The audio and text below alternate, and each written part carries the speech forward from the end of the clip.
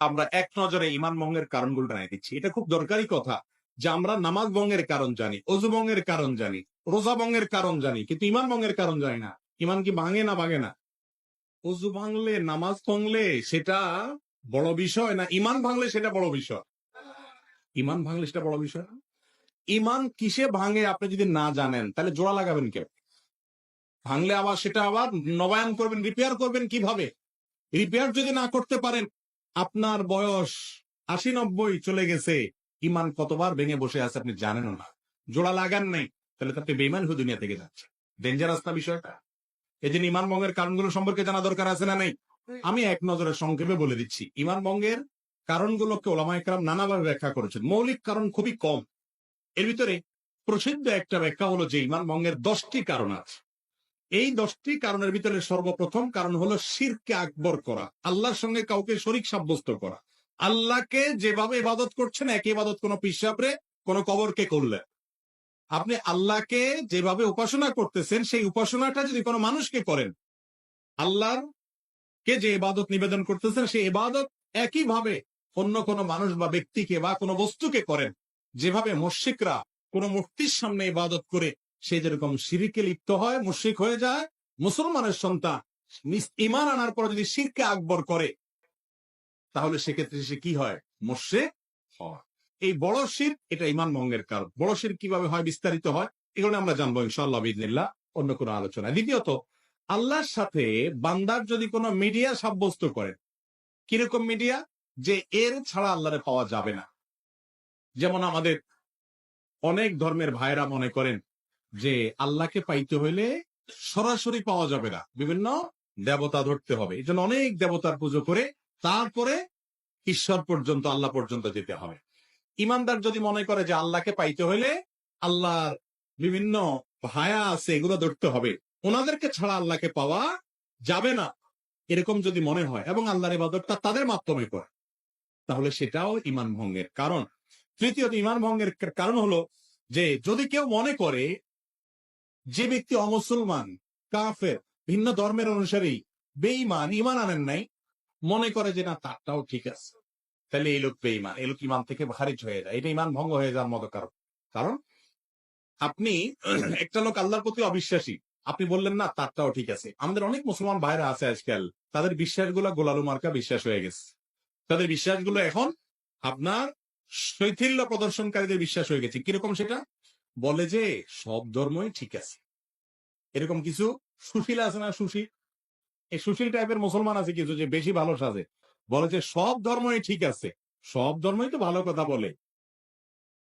যেই ব্যক্তি আপনার মালিকের অস্তিত্বই স্বীকার করে না বা মালিকের একত্ববাদের স্বীকৃতিই দেয় না, সে কিভাবে ঠিক থাকে?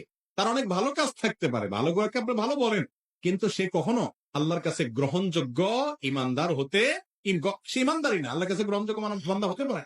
এই জন্য যে বেঈমান তাকে বেঈমান মনে করতে হবে, যে ইমানদার তাকে ইমানদার মনে করতে হবে। তার সাথে আপনাকে মারামারি করতে কেউ বলেনি, তারটা সে করুক, বাধাও দিতে বলেনি, তারটা সে করুক, কিন্তু আপনার মনে রাখতে হবে এটা ইসলাম, এটা কুফর, এটা ঈমান, এটা বেঈমান, স্পষ্ট থাকতে হবে। আপনি যে গোলালের মতো সব পাকায় ফেলান, এটা কিন্তু ঈমান ভঙ্গের কারণ হতে পারে। 4 নম্বর হলো, যদি কেউ মনে করে নবী করিম সাল্লাল্লাহু আলাইহি ওয়াসাল্লামের আদর্শের বাইরে অন্য কোনো আদর্শ আরো উত্তম আছে, বেটার আছে, এটা ঈমান ভঙ্গের কারণ হতে পারে। 5 নম্বর হলো, যদি কেউ নবী করিম সাল্লাল্লাহু আলাইহি ওয়াসাল্লাম যত বিধিবিধান নিয়ে আসছেন এর কোনোটাকে অস্বীকার করে, অপছন্দ করে, ঘৃণা করে, না এটা আমার ভালো লাগে না, ইসলামের সব ভালো লাগে, এই যে মেয়েদেরকে আল্লাহ তাআলা ছেলেদের অর্ধেক দিতে বলেছে এটা আমার ভালো লাগে, আছে না কিছু সুশীল এরকম বলে। আরে ভাই, তোমার ভালো লাগাতে না লাগাতে কি আসছে, তুমি কি বুঝবে আল্লাহ কেন অর্ধেক দিয়েছে? মেয়েরে আল্লাহ খরচের কোনো আইটেম দেয় নাই, আবার অর্ধেক দিয়েছেন কোত্থেকে? বাপের সম্পদ থেকে, মায়ের সম্পদ থেকে, আবার স্বামীর সম্পদ থেকেও ভাগ পাবে, সন্তান থেকেও ভাগ পাবে, মহর তো পাবেই, খরচ কিন্তু 1 টাকাও নেই। আর ছেলের খরচ সব জায়গায় আছে, শ্বশুর বাড়িতে গেলে মিষ্টি পোল্টাটাও তার নিতে হয়, বাবার বাড়িতে গেলে ফলের প্যাকেটটাও তার কিনতে হয়, বইয়ের খানার টাকাও দিতে হয়, নিজেরটা তো দেওয়া লাগেই। তারপরে বলা হয়েছে তার 2 টাকা। আর মেয়েরে বলছে তুমি কাউকে খাওয়াইতে হবে না, মিষ্টি কোনটার বিল তোমার দিতে হবে না, তোমার নিজেরটাও তোমার খরচ করা লাগবে না, স্বামী দিবে, তুমি শুধু তাকায় থাকবা, অর্ডার দিবা বসে বসে। এরপর তোমাকে 1 টাকা দিলাম। বেশি দেওয়া হয়েছে না কম দেওয়া হয়েছে? কিছু ভাই আছেন যাদের মাথায় বুদ্ধি শুদ্ধি এত কম, এরা হিসাব নিকার বুঝে না, অঙ্ক বুঝে না, বলে যে ইসলাম মেয়েদেরকে ঠকাইছে, আমার এটা ভালো লাগে না। আপনার বুঝে আসুক আর না আসুক, আল্লাহ তাআলা যা বলেছেন ওর ভিতরেই কল্যাণ আছে, আপনি হয়তো বুঝেন না। আপনি মানুষ হয়ে, সৃষ্টি হয়ে আল্লাহর সব নির্দেশের রহস্য কিভাবে বুঝবেন? তো এইজন্য যদি কেউ আল্লাহর কোন নির্দেশকে, রাসূল সাল্লাল্লাহু আলাইহি ওয়াসাল্লামের কোন বিধানকে অপছন্দ করে, ঘৃণা করে, এর ফলে ঈমান চলে যায়। আরেকটা হলো শরীয়তের কোন বিষয়ে যদি কেউ বিদ্রূপ করে, ঠাট্টা করে, তামাশা করে, আছে না অনেকে দুষ্টামি করে ব্যঙ্গ করে, দায় নিয়ে ব্যঙ্গ করে, জিনিসটা সুন্নত হতে পারে, কিন্তু সুন্নতে আপনি ঠাট্টা করলেন, রাসূল করেছে, হ্যাঁ, বিদ্রূপ করলেন, তাহলে সাথে সাথে কি হয়ে যাবে? ঈমান হারা হয়ে যাবে। এটা ঈমান ভঙ্গের কারণ। ঈমান ভঙ্গের আরেকটা কারণ হলো ইসলামের শত্রু যারা, তাদেরকে যারা প্রত্যক্ষ মদদ দেয়, সহযোগিতা করে ইসলামের শত্রুতা করার জন্য, এরা মুনাফিক, এর ফলে ঈমান ভঙ্গ হয়। ঈমান ভঙ্গের আরেকটা বড় কারণ হলো কেউ যদি মনে করে কিছু মানুষ আছে এরা ইসলামের গণ্ডির, ইসলামের বিধিবিধানের ঊর্ধ্বে উঠে গেছে, এদের নামাজ কালাম পড়া লাগে না। কিছু পিসাব দেখবে তারা নামাজ কালাম পড়ে না, বলে না বাবার এগুলা করা লাগে না, বাবা অনেক ঊর্ধ্বের জগতের মানুষ। আছে না এরকম কিছু বাবা? আরে ভাই, আপনার বাবা এত ঊর্ধ্বে উঠে গেছে যে তার নামাজ পড়া লাগে না। আমার নবীজি সাল্লাল্লাহু আলাইহি সাল্লাম তিনি মৃত্যুর আগ মুহূর্তে, বুখারীর হাদিস, যে দুইজন সাহাবীর কাঁধে দুই হাত দিয়া হেঁটে হেঁটে মসজিদে যে নামাজ পড়ার মতো ক্ষমতা ছিল না। যারা মদিনায় গেছেন জানেন, ওনার কবরটা ছিল ওনার বাসা, আর ওনার মিম্বরটা থেকে এখানে কতটুকু দূরত্ব, আমাদের এই প্যান্ডেল থেকে ওই প্যান্ডেলের মাথা এত দূর হবে না, এত কাছে। এইটুক যাওয়া, হেঁটে যাওয়ার শক্তি ছিল না। তখন দুই সাহাবীর কাঁধে দুই হাত ভর করে তিনি দাঁড়িয়ে তাদের শরীরের উপরে ভার ছেড়ে দিয়ে পাওটাকে মাটির সাথে হেঁচড়েতে হেঁচড়েতে টানতে টানতে নিয়ে মসজিদে নামাজ পড়ছেন মৃত্যুর আগ মুহূর্ত পর্যন্ত। আর আপনার বাবার নামাজ পড়া লাগে না। এ বাবা কি ভণ্ড বাবা না?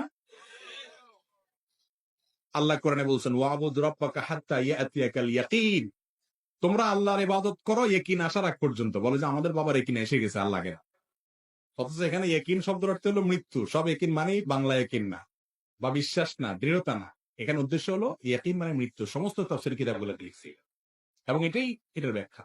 যাই হোক, তো যদি কোনো ব্যক্তি মনে করে যে তার ইবাদতবন্দি করা লাগে না, সে আফার লেভেলে উঠে গেছে, এটাও ঈমান ভঙ্গের কি হতে পারে? কারণ হতে পারে। ঈমান ভঙ্গের আরেকটা কারণ হলো জাদু। জাদুকে যদি কেউ হালাল মনে করে, জাদুতে লিপ্ত হয়, জাদু বলতে ব্ল্যাক ম্যাজিক যেটাকে বলা হয়, কুফরি কালাম, এর মাধ্যমে মানুষের ক্ষতি করা হয়, আছে না নাই অনেকগুলো, এটাও ঈমান ভঙ্গের কারণ। এবং ঈমান ভঙ্গের আরেকটা কারণ হলো দ্বীনের ব্যাপারে একেবারে আপনার বেখেয়াল, একেবারে বেখবর। কিরকম বেখবর? ধরেন আপনার কখনো সে নামাজ পড়ে, কখনো দিনের কোনো বিষয় নেই, নাম কাওয়াজতে শুধু মুসলমান, আর ইসলামের কোনো কিচ্ছুতে তার মধ্যে নেই, তাহলে এই ব্যক্তিকে মুসলমান বলার কারণ থাকতে পারে না, কারণ ইসলামের কোনো কিছুই তার মধ্যে দেখা যায় না। আল্লাহ তাআলা আমাদেরকে ঈমান ভঙ্গের কারণগুলো থেকে হেফাজত থাকার তৌফিক দান করুন।